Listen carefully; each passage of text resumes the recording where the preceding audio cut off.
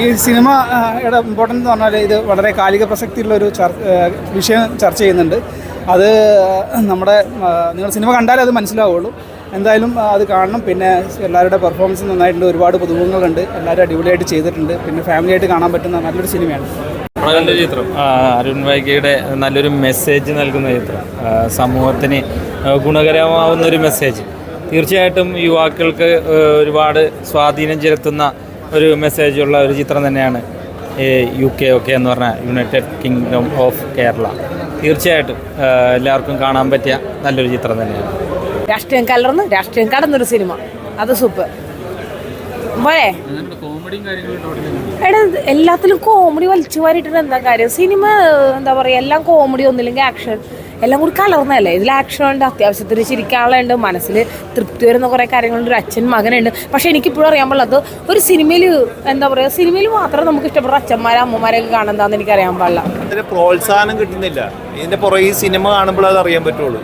കാരണം ഒരു കാര്യങ്ങൾ നമ്മൾ ചെയ്യാൻ പോയിട്ടുണ്ടെങ്കിൽ അതിൻ്റെ തടസ്സങ്ങൾ, ഒരുപാട് കാര്യങ്ങളൊക്കെ ഇതിൽ കാണിക്കുന്നുണ്ട്. അത് സിനിമ കണ്ടു തന്നെ മനസ്സിലാക്കുക.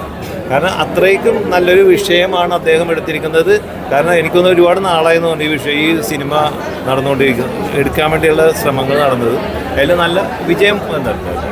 യാതൊരു ലാഗും ഇല്ല. 2K കിഡ്സ് പറ്റിയ ഫിലിമാണ്. അപ്പോൾ ഈ മറ്റേ ജോണി ആൻഡി തകർത്തിട്ടുണ്ട്. നായകനെ അഭിനയിച്ചിട്ട് മമ്മൂട്ടി സ്റ്റൈൽ ആക്ടിംഗ് ആണ്. ഒരു മഞ്ഞ് പെഞ്ച് പോക്ക് പോലെ ആവട്ടെ. യാതൊരു ലാഗുകളൊന്നുമില്ല. യങ്സ്റ്റേഴ്സ് പടമാണ്, ആക്ച്വലി എൻകറേജ് ചെയ്യുക. എല്ലാം കൊണ്ട് നല്ല പടമാണ്, നല്ലൊരു മെസ്സേജ് ഉണ്ട്.